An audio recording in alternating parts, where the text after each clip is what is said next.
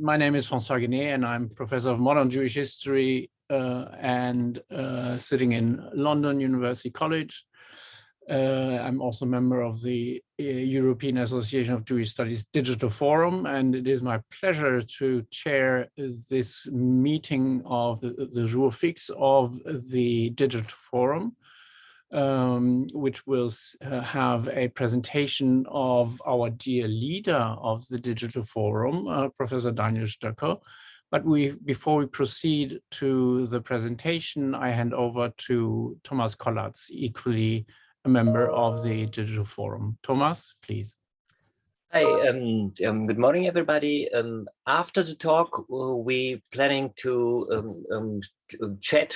go on in a WonderMe room. So please don't leave the room. You will get the link after Daniel's lecture. Excellent. Thank you, Thomas. So without much further ado, and guise of introduction to Professor Stökl, a leading expert in early rabbinical literature, rabbinical literature, and in the Middle Ages, and co-editor of Diversity and Urbanization, Jewish Texts and Societies Between 400 and 1000, which is actually available open access. Daniel will today speak about eScriptorium, a remarkable new tool in the digital humanities of Jewish studies. The floor is yours, Daniel, please. Thanks, François. Many thanks, Thomas. Sorry, please, who is joining now, please turn off your cameras and your microphones in order to keep the bandwidth low. Thank you. Yes, many thanks for the kind introduction.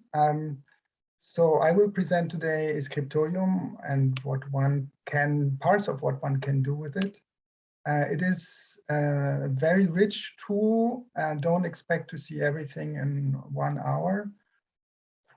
It is a bit like learning to deal with Microsoft Word, where you can today also edit complete books. So I will show some of the features that one can do with this tool. And I would like to stress that even though my name appears on this introduction slide, the work is highly collective, and we depend most strongly on our excellent engineers, Benjamin Kiesling for the AI part, and Robin Tissot for the UI part, and several collaborating teams, which I will present soon. So first of all, what am I going to talk about? eScriptorium is currently, as far as I know, the only fully open source and cutting edge AI program for OCR and HDR with trainable layout segmentation and text recognition and an ergonomic user interface. So first, what is OCR? So OCR is optical character recognition, usually for printed material, and HDR is handwritten text recognition. Both of them overlap to some extent, but HDR is needed where you can not well distinguish between single characters with spaces anymore, which is usually in cursive handwriting. It's less prevalent for medieval manuscripts, for most of them that I will show today, but as I say, you can deal with very cursive text also with eScriptorium. So the basic aim is you have an image or several images of an object with writing on it, object in a very large sense. So it can be a tiny fragment, it can be a scroll or a codex or a printed book or an inscription or whatever. And the output is the text that is somewhere on that page and more to it. And to that, I will dedicate that talk. Our universe is the center is in Paris. The project emerged out of Scripta PSL, which employed the engineers in the beginning, and where my co-director, Peter Stökl, is also located in my institution, the EAJS. And it's a new university of many special research institutions in Paris, trying to be the best French university. I don't know whether you can really measure that, but the universities, the different institutions make some very interesting place. And one of the places that is in this institution is the Observatory of Paris, which is one of the central institutions in France for computing, obviously, because they're astronomers. And that is where all our hardware is, where we have a large cluster where the software is currently running. And but there are several other instances of the program that are running. One other in Paris, in Crema called. There's one in the US, Simorg. There's one in Switzerland, Fondu. Haifa University has one, and there are several others. There's one in Leipzig, there's one in Heidelberg, and several others which we even don't know about because our code is completely open source. The AIs and the UI part of it. And that really distinguishes it from many other places. We work closely together with several other teams. First, I would mention the INRIA, the National Institution of AI in France, then the Open ITI project between Northeastern University and the University of Maryland, funded by Mellon Grant, and the ERC Vietnamica, working on ancient Vietnamese inscriptions at the EAJS. University of Geneva has done some very interesting developments about I hope to speak later. And we have been working closely together, mainly with the small enterprise Teclia, which is coding quite a bit of code for us and rendering it open source for everybody. So let me show you first some examples for where we currently are. So I will leave this PowerPoint and go directly and into the dare to make a live presentation. And I have to say that we obviously had a glitch before this presentation. So the main cluster is currently experiencing problems because I asked them to do an update with the most latest feature. So please bear with me where we work on a little bit smaller machine. So just a second. I need to reshare the screen. That says.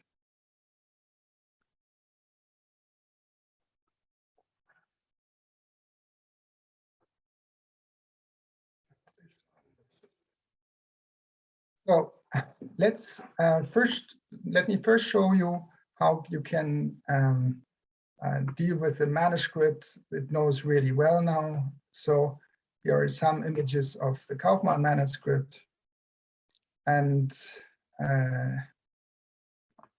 the whole enterprise comprises two automatic steps. One is layout segmentation. So what we're going to do is we are going to select 3 images in this case, and we have to select a model, meaning a computer code that is apt to find the text regions on the images in a way you want them to be rendered, meaning it will calculate columns, it will calculate lines, it will divide them into different types of columns and different types of lines according to how you want the computer to do this job. And let's hope it worked well. It takes a lot longer when one is talking through Zoom to load the images, obviously, because the bandwidth in my small village where we don't have fiber needs to transmit at the same time the video of the Zoom call and the image load. So here you can see the result of an automatic segmentation where the computer found columns and text lines, and one can in principle now click on one of these 10 text lines and begin to transcribe them by hand, which is what you have to do when the computer has not yet learned anything about the script. But for Hebrew, we are in the fortunate situation that we have quite good models, especially for these medieval manuscripts. For modern cursive script, we need more work. So let me just show you the 3 manuscript images of Kaufmann that I just chose by random. You can see that the computer distinguishes between main text and marginal annotation, sometimes better, sometimes less well. Here it even found this rather complex mixture between an interlinear and a marginal addition, but not completely. You see here the lines are too short. And let me now show you what happens if one throws just one very general model onto these images that will now recognize the text. The computer shows us through the hovering that it is working. And now we should be able to see the automatic transcriptions. And they're not too bad for those of you who read Hebrew. Now, this is a document the computer has seen quite a bit. So let's see what happens with a document it hasn't seen so far. And there are lots of them online. So I've already created such a document with some sample pages from the Vatican Library. Codex Hebraicus 241. So these are here in the digital library of the Vatican, where you can actually, they have these icons in many libraries for the IIIF interoperability protocol, which you can copy.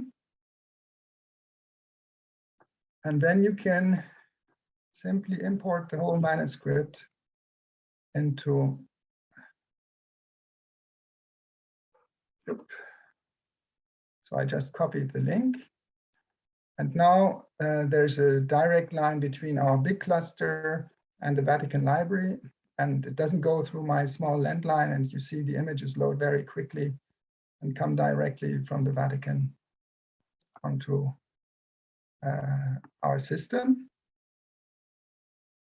This is a nice text, I think, by Stökl Ben Ezra, with some things that are in between magic and prayer.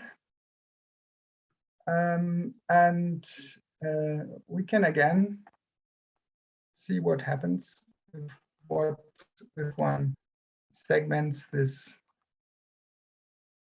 with a general segmentation model.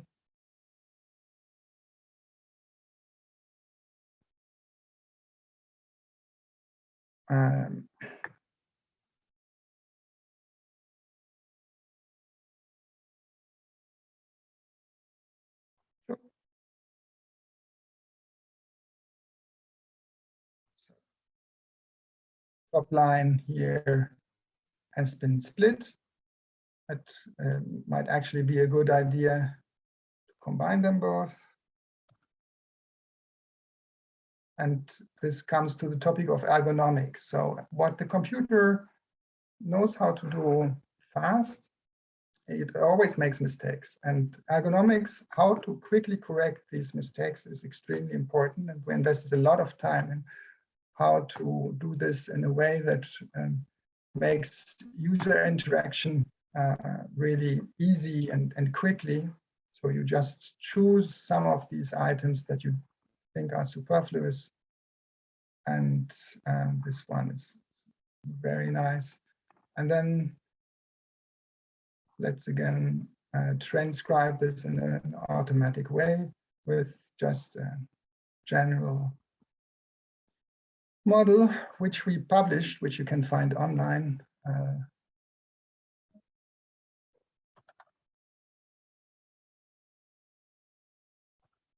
So it has already been downloaded 444 times. I don't know who are all these people that work automatically on medieval Hebrew manuscripts, but this is the brain, I would say, of the recognition part of it.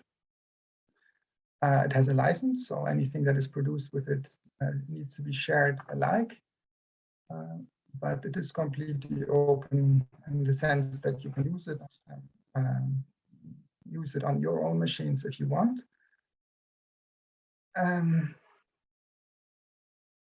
Now you will see that the transcription of this is not so good. It has many more mistakes. That is because this type of script was less among the training material the computer has seen in order to learn how to transcribe. So what I did before we met, I corrected one of these pages, and now we can train a more specific model on this one page, which has already corrected text. The second zoom is always in the way.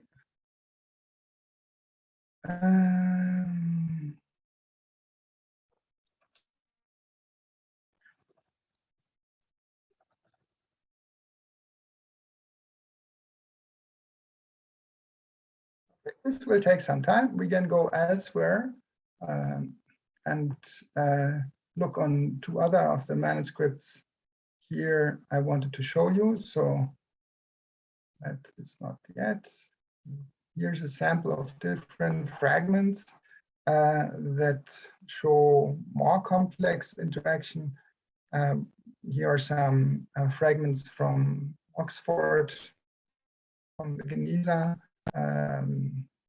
so Mishnah fragments, and one from a commentary, an Arabic commentary on Ezekiel. Okay, the training has finished. That was fast. We will look it up in a second. And documents with highly complex layout with a joint project with Marina Rustow from Princeton, where we are dealing with documentary text from the Geniza. Oh, there's still some. So let's go back to our Vatican manuscript here, where we now have our a little bit more specific model. And let's now see what the computer improves if one uses a model that has been trained on only a single page. So with like 20 extra lines that correspond to the very hand of this scribe. I will not show the first page because that was what the computer was trained with, and let's hope it's going to be a bit better.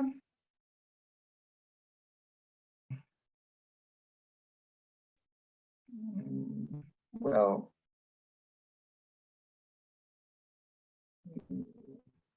not really, a little bit. So one page is probably not completely enough, so we might have added 2 or 3 pages more, but we can see the difference. We can actually show 2 different transcriptions and show the difference between them. So here we see the line as produced by the model that was trained on this specific hand, comparing it to the completely general model that was trained on mostly Bible manuscripts. And we can see that the Bible manuscript was translating these traits a little bit better, not making other mistakes. So one can learn a bit, and I'll show it later on. Here you can see that the current model is much better for the AF. And if one would correct the transcription of 2, 3, 4 more pages, one could already get a very good transcription of this specific manuscript. Now, let's quickly go back to the Geniza stuff. And for example, here, this Mishnah manuscript, let's just apply really a published model, something that you can already use on this easy Mishnah manuscript. Wait for a couple of seconds.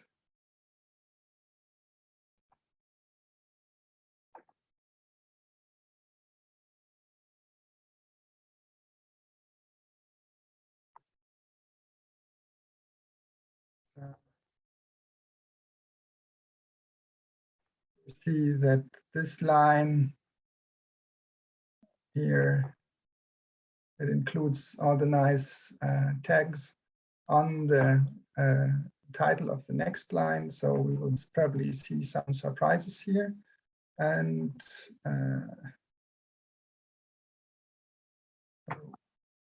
just to show you what I can do with this now, if you apply a model that has been trained on a more Geniza stuff,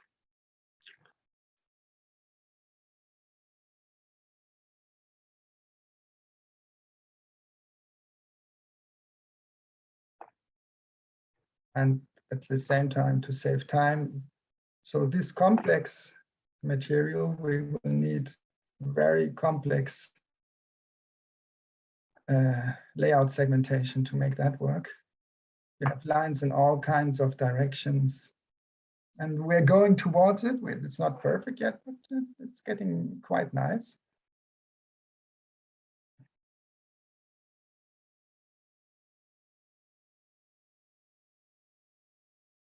So yeah, nice. Kritot has become Britot. And this wonderful line here, you see it has tried to transcribe the tags as Shin, but Hassal Masechet and Masechet Kritot, it has transcribed quite nicely. So let's see what the automatic segmentation has done with the highly complex fragments. And you see a very good result for this one. And also a nice result for this one. There is room for improvement. And that's what our tutorials are about, how one can correct this in a fast way.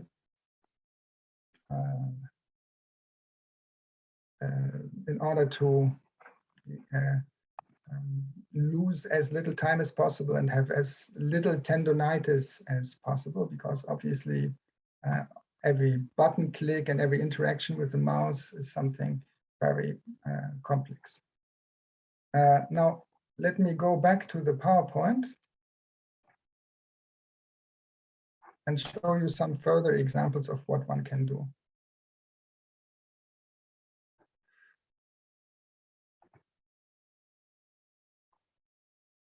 So, because, I mean, I've shown you text now, but in principle, one can use this for doing art history. So one can train the model to recognize the illuminations in the manuscripts.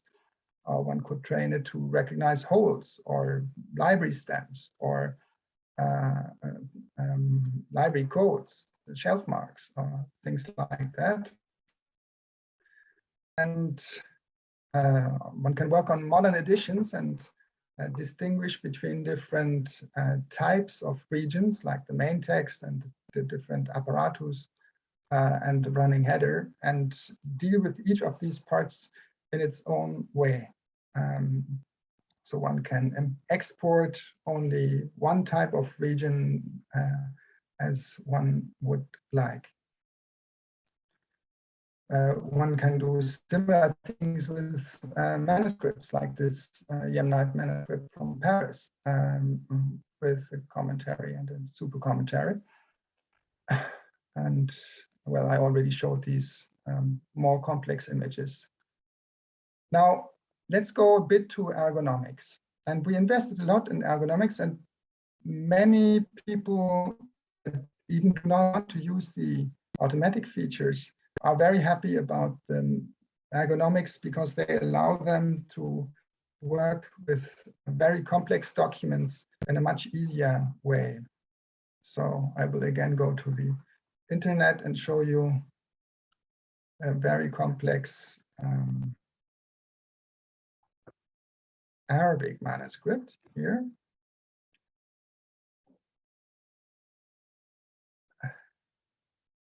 So this has not been annotated automatically. This comes from a data set that was prepared by the British Library. And you can see, I call it Sunray layout. It's pretty similar to what we saw before in the Geniza letter. So we have lines that are straight, and then we have lines that are written in all kinds of directions around the main text. And now it's really difficult to work with stuff like this on the computer because you always wanted to turn around your computer. And now you can simply start working on the first line, and your transcription always ends up with characters that should correspond in the width to what you see in the image. And you will see, I mean, once we get to line 17, that's the last line that is horizontal. And now it stays horizontal, even though, as you can see here, we are now working on one of the lines that was in the commentary in the margins, so written in an angle that is, let me check, this is 224 to 225 degrees, something like that. So if one clicks on one of these lines, they're always automatically rotated, and you can continue working horizontally without needing to either become a yoga specialist or without having a special screen that you can rotate or a computer that can be moved around. So this is a feature that many people have told us is really, really changing their life when they're working on inscriptions or complex documentary or literary material. And obviously, as you saw, this is for the Arabic manuscript. This also works for the Hebrew material I showed before. So if one wants to work on these, I have to turn them around first.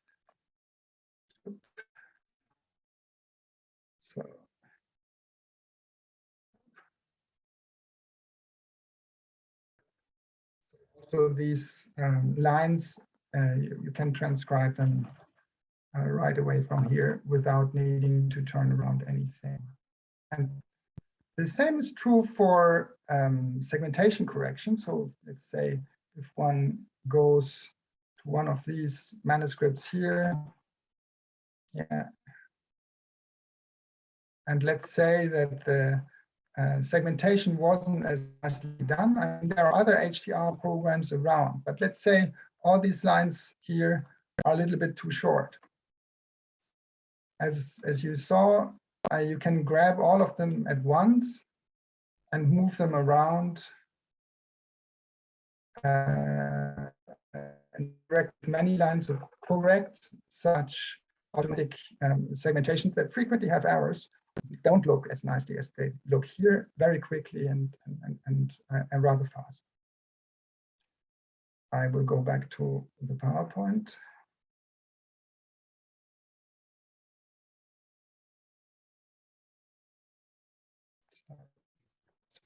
Up if it doesn't work anymore. So what else can one do once one has finished? So we have outside code where one then can calculate, once one has corrected a transcription, the positions of letters which are approximate or of words which are pretty precise. And we have done this even for Qumran fragments, as you can see here, which we published like a year and a half ago, where we aligned the existing transcriptions with the fragments, fragment-wise and line-wise, and then calculated the character positions and word positions. So the character positions are approximate, the word positions are pretty precise. And you can see a line that gives you an idea where the character positions are a little bit off. So you can miss some pixels here. And it's also a stream of boxes that here the mem has been cut off and this kind of stuff. Daniel, we can't see your screen anymore. You have to reload, I think, or. That is funny. Just a second. Thanks for the warning.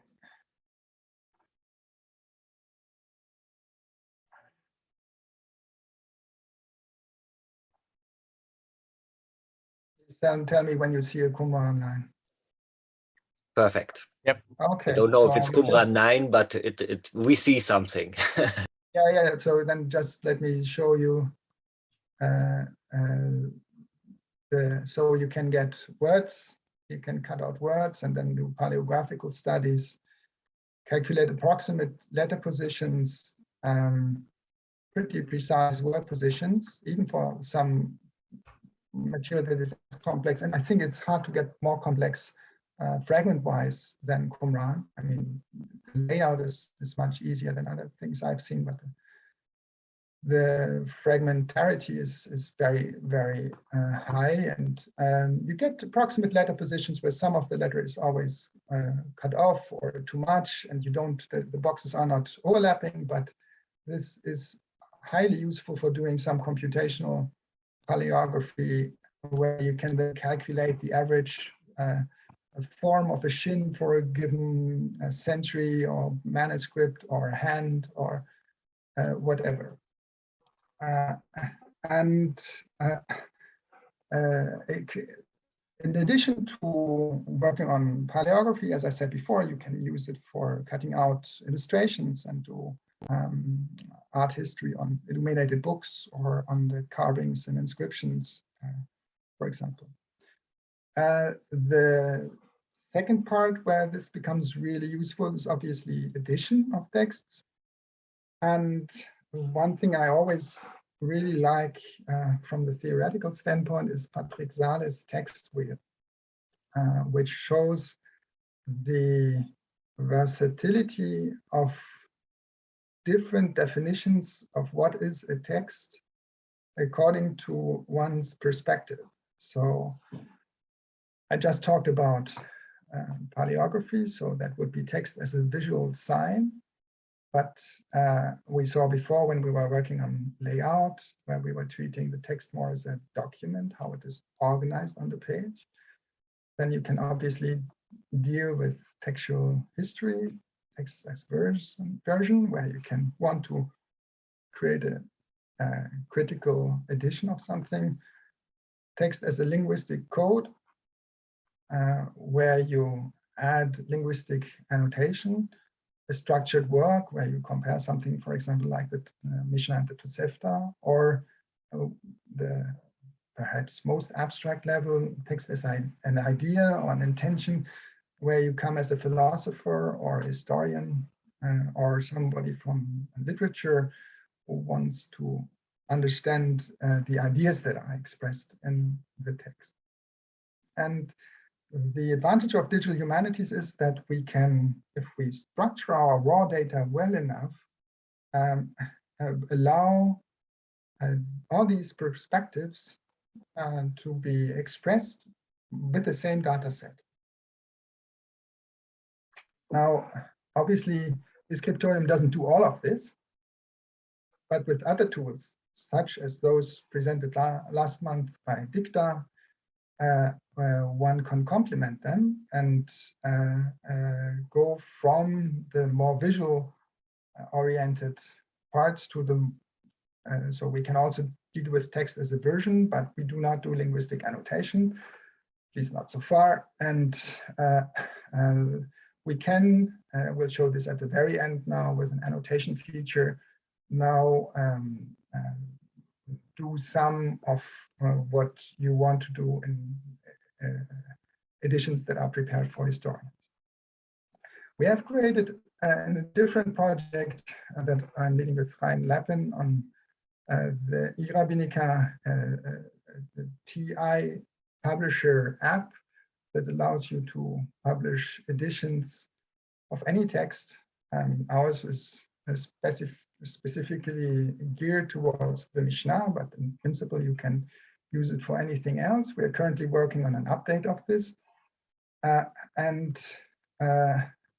This was in the context of the Soferma here project, where we worked on 12.5 of the main manuscripts of the Tannaitic literature that are complete and not just reconstructed from fragments or from citations.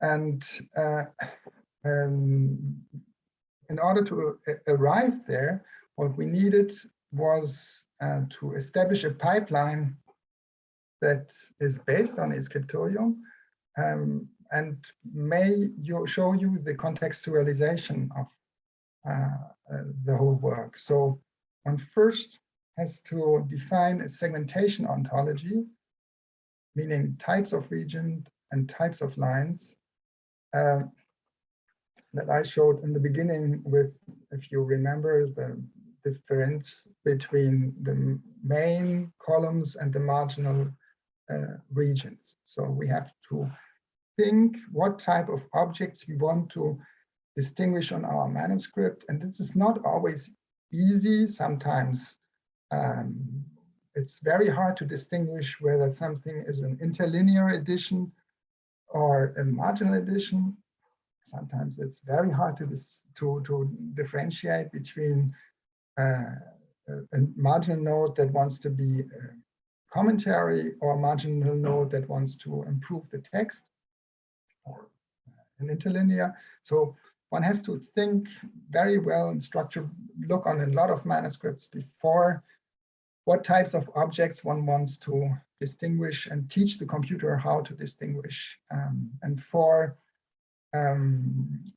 eScriptorium, in order to be able to learn that, one has to know that the computer, the segmentation layout infrastructure is based on two principles. The computer can distinguish things that are either topologically clearly different, meaning they're always on the top right corner and or top left corner, such as pagination, or on the top middle, such as a running header, or in the center, like the main columns, or if they have some graphic feature that makes them distinguishable, such as a bigger font or different color or different type of script, or a completely different type of script, so not Hebrew, but Arabic, or not something like that.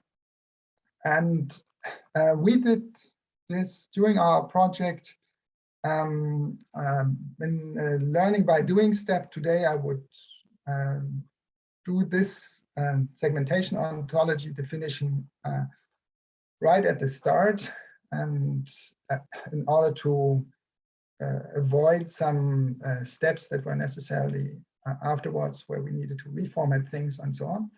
But this is a learning process. I think everybody who does some kind of larger DH project will experience that. After you've done the project, then that's actually the time when you know how to do this project. You obviously need to define your transcription conventions, and eScriptorium can learn to transcribe your text according to your rules, if they are somehow linked to visible marks in the script. So, I mean, you can, this is more important for Latin texts, less so for Hebrew texts. Hebrew texts have usually very easy abbreviations, just a letter or 2 or 3 or 4 with some kind of dot or mark around them. But in Latin or in Greek manuscripts, you have kind of calligraphic objects, like in Chinese, on hieroglyphs that actually originated once from the word, but then became a completely different kind of way of writing this. And one can teach the computer, if they are visually recognizable, to transcribe them as resolved abbreviations. And also in eScriptorium, you can, we transcribe abbreviations, for example, always with an apostrophe, as is usual, but one could, R apostrophe, so Resh apostrophe, one could also teach the computer to transcribe this as Rabbi, if it is frequent enough and if it's homogeneous enough. So if Resh apostrophe sometimes means Rabbi and sometimes means Resh, then this becomes too difficult, because the only information the computer has is actually the visual information. There's no real linguistic information the computer knows. And so if you look on this manuscript here, you can see that we distinguish between 2 different types of interlinear editions. So the ones that are marked here with a little red vertical bar are additions to the text, while those with yellow, they are mainly, I call them glosses. They are references to biblical texts that are cited in the text. And the red type, we want to incorporate in the edition for the running text, and the yellow type is less interesting for that. And here, for example, that's already a nice question. Is this a marginal edition? Is this an interlinear edition? The user in eScriptorium can completely free, also different users in the same project. Everybody can choose his own or her own colors, how to display these vertical bars or region colors. You're completely free to do that. So even if you work on the same manuscript in the same project, you don't need to worry about defining this exactly in the same way if one person is colorblind and the other one isn't. But it makes sense to define it in the same way if you want to communicate about it. If you want to say, well, take these little lines with a red vertical bar, then you can obviously only tell this to somebody else if he or she uses the same color code. So once one has decided about these conventions, one needs to teach the computer. And for Hebrew, you're now in the fortunate situation that you need relatively few material, relatively little material, because you can also already profit from the material, from the models that we have published that I showed in the beginning. So you just need a couple of pages to correct, rather than, as we did, to transcribe from 0 or to correct 50 or 100 pages of a manuscript. And we did this in a project with Haifa University. I think Vered is around here, maybe Moshe also, where we used then crowdsourcing, the Tikkun Sufrim project. Now you can reach similar results with 3-4 pages corrected, if the script is close enough to the general model. Then you train segmentation model. So what is usually better is first to finish segmentation before you start transcription. I should have said that before, because the transcription obviously depends completely on a good segmentation. And it's a kind of iterative loop where you, it's a little bit like in the old days when one had to teach Siri on an iPhone to understand your voice. So it gets better and better with the time. And so you apply the automatic model to 10 pages, you correct those 10 pages, you train a new model on these 10 pages, you apply it to 20 more pages, you correct those 20 pages, you train a new model on these 30 pages together, and so on, and gradually come to the results that need the least human intervention. And it's the same principle for the transcription. So currently I principally use the published model that we did, which gives really good results to be based on, and can just train on a couple of more pages. So that is the same. If you don't agree with my conventions, then you have to correct all those conventions to whatever you prefer, and that is obviously possible, but a little bit more work. So what are the advantages of using eScriptorium for preparing a digital edition? I mean, you can obviously work completely as always, doing everything, print out the manuscript pages and type everything in Word, document Word. But there are a lot of advantages of using an HDR machine, and I think especially eScriptorium for preparing a digital edition. That is, as soon as the automatic transcription is better than 90%, you save time. Obviously, this depends a lot on whether the automatic segmentation is already good. But if the automatic segmentation is good and the transcription gives you a result that is close to 90% or more, then you will be faster with eScriptorium. There is a learning curve. And as I said, eScriptorium is a little bit like Microsoft Word, a program with which you can do very, very complex things and can teach the computer to enable you to do complex things faster. But once you have mastered this learning curve, and that's a certain investment you have to do, it really makes work much, much faster. And then there are a couple of other things. That is, you saw the ergonomics and transcribing the line by line just below the line image. And that is, I think, extremely important in modern times. You preserve a direct link between the text and the image on the region and on the line level. And if you use our external program, also on the word level. So you can, if you want to do a facsimile edition and electronic edition where you want to highlight where's a part of the text, you can very easily do that. And there are a couple of other features that I will present now that we rely on textual alignment, where you already have a transcription that is similar to it. For example, there's an old edition to your text and you want to reuse that, or there's a Vulgate version of it around, that you can align with a rough transcription. That can be very helpful. You'll see in a second why. But there's also a price to pay. That is that eScriptorium stores your documents in the document layout format.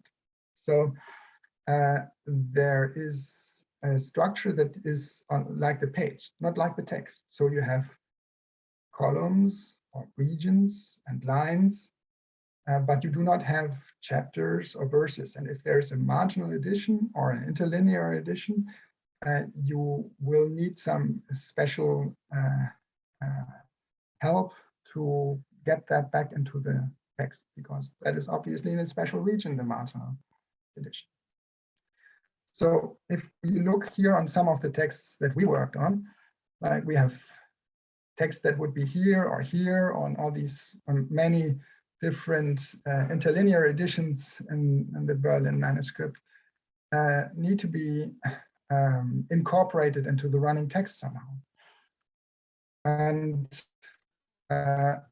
in order to be able to publish them as something like that here with a critical apparatus to make it comparable, because there you need to be able to say, well, this sentence here is part of Baba Kama, chapter 1, halakha 1. So the structure of eScriptorium data is, as I said, according to the layout. So we have pages and text blocks, lines.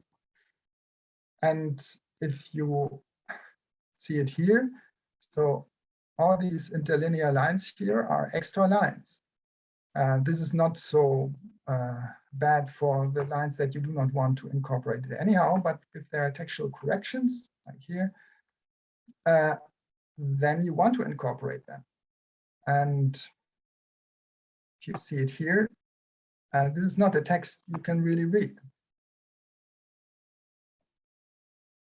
So we developed a nice feature which uses these arrows here that point to marginal regions, or these arrows here that point to interlinear insertions that allow some code to calculate which interlinear and marginal additions below where, and then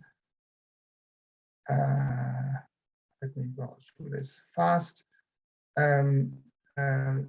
Export everything into a TI that then can be imported into a TI publisher. So instead of regions and lines, you would have chapters and books and verses.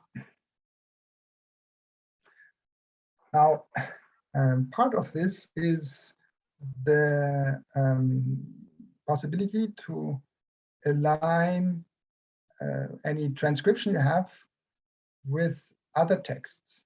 This we do externally from eScriptorium.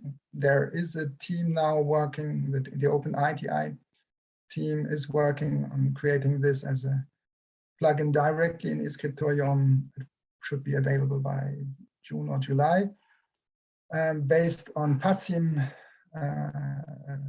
the very versatile code developed at Northeastern by David Smith. But to show you where this can be really useful is, so for example here, let's say I have a line automatic transcribed or already corrected, and I align it with the Vulgate edition of Horowitz Rabbin, of the Michelta, which includes the page numbers. If I know a little bit of Python, I can then import the pagination of Horowitz and Rabbin into my text edition and automatically create the correspondence table. As I said, one can automatically then calculate where all these insertions need to be inserted in order to calculate a running text.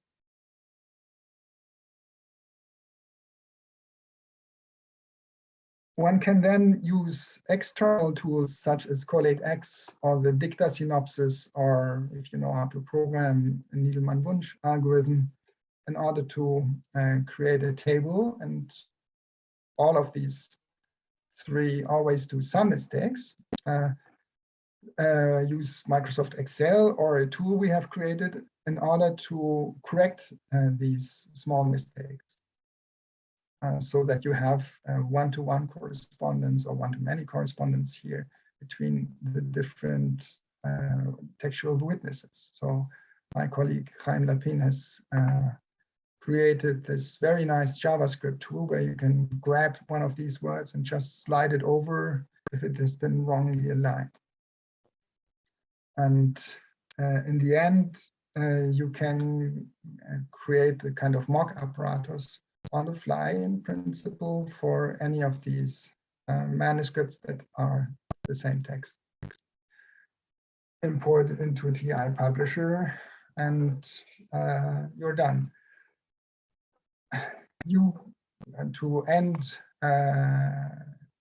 swiftly, if you use the text alignment feature, you can also directly recognize scriptural citations, which might be noted in a standard edition. So like here, the reference to Bereshit 22:3.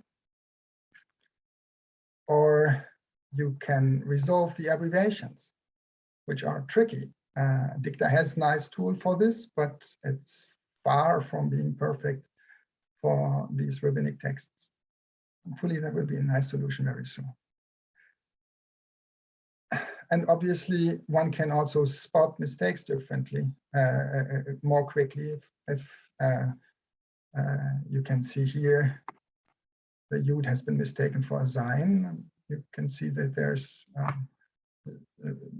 more difference around here, and you can spot this mistake quicker than without this help. Now, we have a blog, which is escripta.hypothesis.org, where we also put our publications. We have a mailing list, and as you know, with the help of the EAJS Digital Forum, we have these monthly tutorials. The next one will be next week, which is already pretty full. So the next one after that will be in the beginning of April. We have profited from funding by several French and international projects. And also the region has been very instrumental. The region Île-de-France has been very instrumental in buying the big equipment. UI code and the AI code is completely open source. And as you saw, we also published some models. So you are now free to train your own models, but please publish them as well in order to adhere to the license that ask for the share alike. There is a nice plugin for Mirador IIIF viewer for those who are acquainted with IIIF, which I may just very briefly show, where one can grab an Alto export from eScriptorium, put it into a IIIF manifest, and then here on the right side, you see it, the Munich Michilta, and then you can have an overlay of the transcription and the manuscript, which is really neat. There is some improvements needed still, but it's a very good first step. And to finish, we have a long list of upcoming features very soon, some of them. So one of the reasons I couldn't use the main cluster today is the text and image annotation, which is now out in an alpha version. I'll show it to you in a second. We have a search engine coming up based on Elasticsearch, which will allow you to search according to many different features inside a project. The TI export is coming. As I said already, the automatic text alignment via Passim by David Smith. We have an order for an Alto viewer, so that one doesn't need any other program, but can view the export format that is page XML or Alto XML or rough text, but rough text loses all the location information. So Alto is a real nice export possibility, which is used by all libraries worldwide that have digital material online. And it would allow you to view your data without having all the eScriptorium machinery around it, just to have a visualization. We will get metadata on element level, which will be important for archival data, and trainable reading order, which is crucial in order to be able to deal manuscripts, but also newspapers or lexica or things that have each its own reading order. So just to show you the most recent feature, which is annotation. which allows the user to create his or her own buttons like this here. And the color is still not working, so they look all the same color, but they should be either in different underlines, in different colors here. And you could then say this is an abbreviation and the resolution of it is so and so. And I think this will make eScriptorium really very, very, very useful for anything in complex editions. And as you should see here, this is the page where you can define your ontologies, so the segmentation ontology on the top, and then the image annotations and the text annotations, where you can invent whatever you want. I mean, you can invent Thomas Gollard's button every time something he likes appears on an image, and annotate that, and it will show up. This is the end. The whole talk was organized by the EAJS Digital Forum. If you're not a member, please become a member of the EAJS, and we are here for you to help you to go on with your own projects, and are looking forward to interaction with you. And again, all of this is very, very collective work. We are highly dependent on the libraries that provide us with the material we work on, and with the team. So Peter and I are the co-directors, but Ben and Robin and Yves and others are the main engineers that are responsible for having created what I've tried to show you a little bit today. Thank you very much. Thank you very much, Daniel, for this really fantastic presentation. François asked me to lead the discussion. He had to leave for an urgent meeting. Personally, I'm once again very impressed by the power of eScriptorium, and I'm really all these new features which we hadn't seen in your workshop 2 weeks ago. I'm really deeply impressed, and so please, everybody, ask your question in the chat or directly, and maybe we can turn on the cameras again now. So the floor is yours. A lot of thanks in the chat. Daniel. Yeah.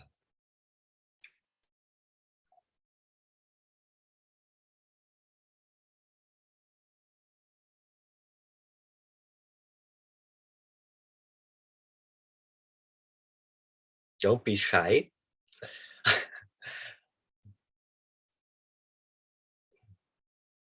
I have a question. Daniel, where can I use this, if I can use this to train my or to read any sort of manuscript that I want? Is it available to the public? Yes, you can. There are three different options, and either we find a way of collaborating directly with Paris with our instance, which is installed, which is paid by the French taxpayer, and especially by the region around Paris. So I would need some justification in order to convince my other colleagues that this is a solution that does not prevent them for working on their Chinese or Greek or Syriac, because you can work on anything, and people are working on anything on it. This is one solution. The second solution is there are other servers around. So Haifa has a server. You need a server. You need a server that has graphical processor units, meaning not a usual desktop computer, except if you're a big gamer, because the training otherwise is, if you want to train specific models, is extremely long. You can do it. I've done it for a long time, but this is very cumbersome. And so you can just take the code and install it on your home computer and run it on your home computer. It's easier if you're having a GPU somewhere. So these are the three solutions. Either make some kind of collaboration with us or with one of the other instances. And in Israel, you have Haifa University. Or you can set it up yourself on your own computer, and either on the desktop if you do not want to work with others collectively, or on a server. But as said, I would recommend to have a GPU, otherwise you can wait for a couple of days to get back a trained model. But there is no plan to make it available to anyone who wants to, get to a website and do it by himself, like Mahadura project, or for example. You can do it, as I said, but you would need to be in. I mean, just to give you an example. So we make the code open source, and the money that has gone into the code is probably close to €750,000. So you get this as a present. We pay a large electricity bill of 5 digits in euros yearly. And we pay an external organization that keeps so we pay Teclia that deals with the system administration. These are the costs that are for the users in Paris, which is like something like 20,000 euros a year. So I need, if people want to use the Paris infrastructure, I need a justification that Paris needs to pay for that. And one way is, and we are very happy about this, is to contribute to the code. Or to pay one of our collaborators to contribute to the code. Because there are lots and lots and lots of features that would be nice to have, but they aren't there. Or just the code needs to be kept up to date. So this is an easy way to convince my Paris colleagues that you can directly work on the Paris machine. But as I said, there's also a machine in Haifa, there's one in Geneva, there's one in Leipzig, there's one in Heidelberg, there's one in Maryland. So you can obviously set up your own machine, but then you will need to pay your own electricity, and probably you will need somebody who is a good system administrator to deal with the architecture. It is really an open source project in the very best sense of the word. There's a similar question in the chat by Irene. If someone wants to use the technology in their studies, should they joining a specific project formally, or to pay for its use? So it's really open source.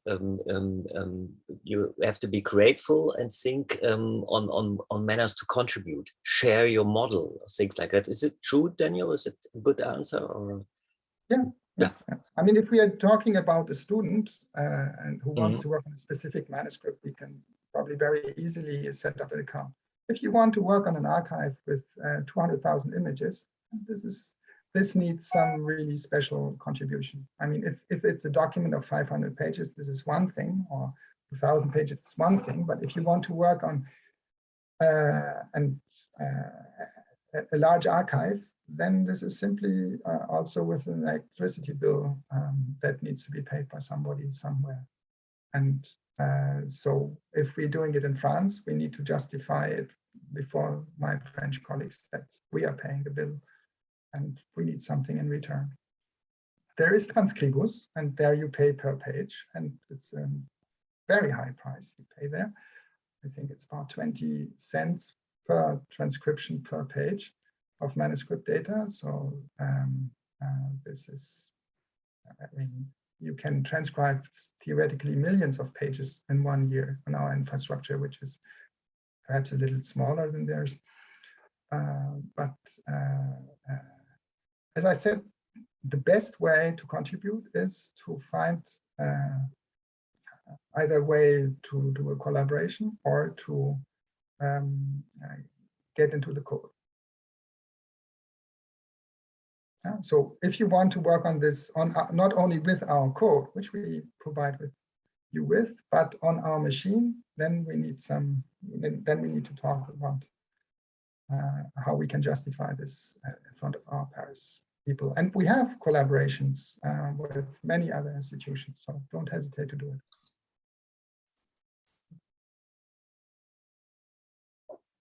it. Any more questions? Oh yeah, one more question in the chat. Is it possible to use the digital tool you presented to read, analyze micrography, images, art? Okay, so the micrography that I know are the things that Hannah-Liz is working on. So first of all, micrography works if the resolution of the images is high enough.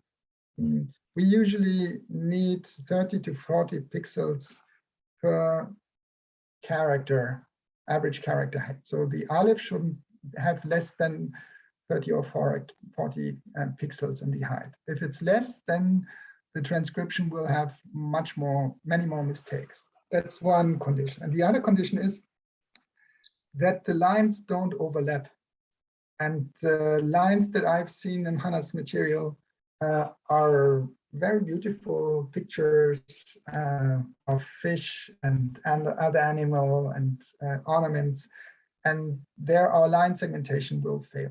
If you cut these into smaller segments, and then one might find a way around it. And the nice feature you saw in the beginning, where you have the image of the line and the transcription beneath it, only works for straight lines. So if you have curved lines like this, this feature wouldn't make it straight, and it would be only work if you cut it into slices that are approximately straight in order to not to lose the ergonomic feature. We could implement an automatically rectification of the line, but that would change the image and create artifacts that we do not want to impose on transcribers. And so, yes, theoretically, it could work on micrography with the limitations that I just mentioned.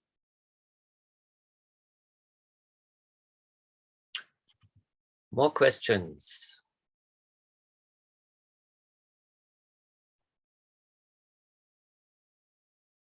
If not, once again, we'll thank Daniel very much,